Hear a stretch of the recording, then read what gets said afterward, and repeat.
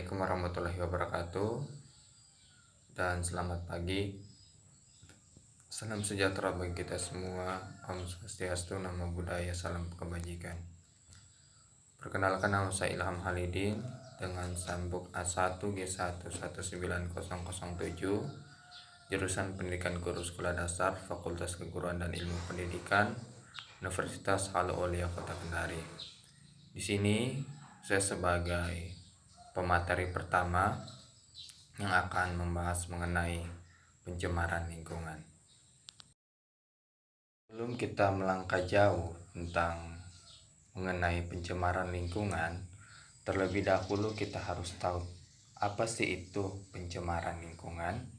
Pencemaran lingkungan itu dapat didefinisikan sebagai perubahan faktor akibat kegiatan yang melebihi ambang batas toleransi ekosistem biotik. Misalnya saja, penggunaan kendaraan bermotor atau alat pengolah bahan baku yang terkadang tidak sesuai dengan standarisasi lingkungan. Ada dua jenis bahan dalam pencemaran. Yang pertama itu degradable dan yang kedua itu non-degradable. Apa sih itu degradable?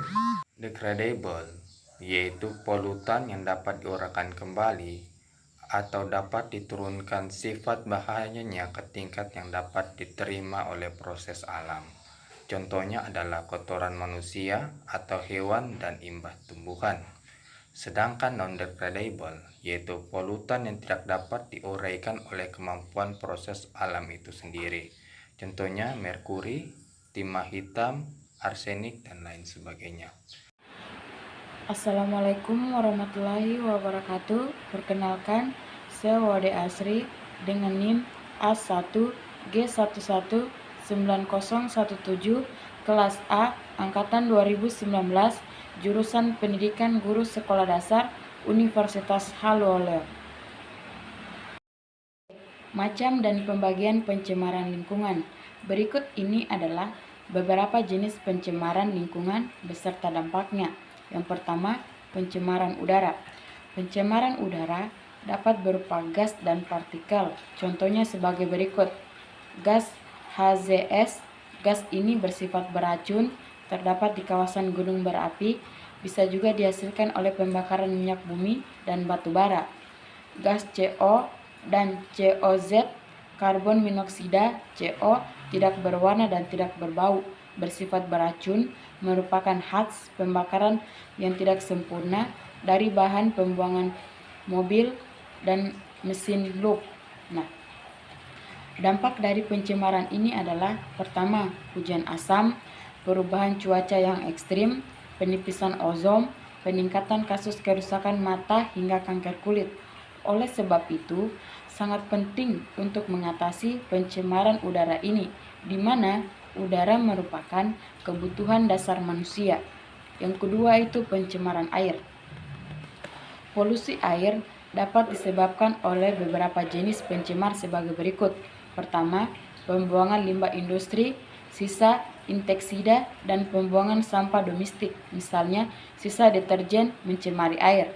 Nah, dampaknya media penyebaran penyakit, peningkatan alga dan eceng gondok, menurunkan kadar oksigen dalam air hingga mengganggu organisme perairan. Nah, yang ketiga itu pencemaran tanah. Pencemaran tanah disebabkan oleh beberapa jenis. Yang pertama, sampah-sampah plastik yang suka hancur. Nah, yang kedua botol, yang ketiga karet sintesis, dan pecahan kaca. Nah, dampaknya itu seperti peningkatan salintis tanah dan penurunan kesuburan tanah, bencana alam seperti tanah longsor dan erosi, hingga penyumbatan saluran air. Yang keempat, pencemaran suara. Polusi suara disebabkan oleh suara bising kendaraan bermotor, kapal terbang, deru mesin pabrik, radio. Nah, pernah ada kasus warga yang merasa terganggu oleh suara mesin blower milik pabrik kelapa sawit. Assalamualaikum warahmatullahi wabarakatuh. Perkenalkan, nama saya Wadi Siti Asniar dengan NIM A1G1 19019. Saya jurusan Pendidikan Guru Sekolah Dasar, Fakultas Keguruan dan Ilmu Pendidikan Universitas Halmoleo Kendari. Beberapa dampak pencemaran lingkungan buruk yang dapat ditimbulkan dari adanya lingkungan yang tercemar antara lain yaitu sebagai berikut. Yang pertama yaitu terganggunya keseimbangan lingkungan. Pencemaran lingkungan akan dapat menyebabkan dampak berupa ketidakseimbangan lingkungan atau ekosistem yang ada. Hal ini jelas terjadi karena pencemaran lingkungan otomatis akan merusak keadaan yang mulanya baik menjadi tidak baik. Ketika terjadi pencemaran, maka akan banyak pihak yang terganggu. Bukan hanya kita sebagai manusia, namun juga hewan serta tumbuh-tumbuhan. Yang kedua yaitu punahnya berbagai spesies flora dan fauna. Pencemaran lingkungan sangat besar pengaruhnya dalam mempengaruhi keadaan lingkungan.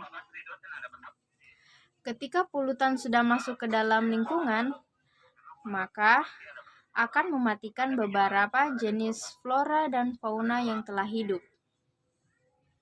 Hal ini didukung oleh keadaan kekebalan setiap flora dan fauna yang berbeda-beda pula. Dampak yang ketiga yaitu berkurangnya kesuburan pada tanah. Pencemaran lingkungan juga akan menyebabkan terjadinya pengurangan kesuburan pada tanah. Penurunan kesuburan pada tanah ini diakibatkan oleh penggunaan insektisida yang berlebihan. Ketika penggunaan insektisida ini berlebihan, maka hal ini akan mencemari tanah. Akibatnya, tanah akan kehilangan kesuburannya sedikit demi sedikit, dan produktivitas tanah dapat terganggu. Yang keempat yaitu menyebabkan terjadinya lubang ozon. Pencemaran lingkungan akan menyebabkan kerusakan pada lingkungan itu sendiri. Salah satunya yaitu menipisnya lubang ozon.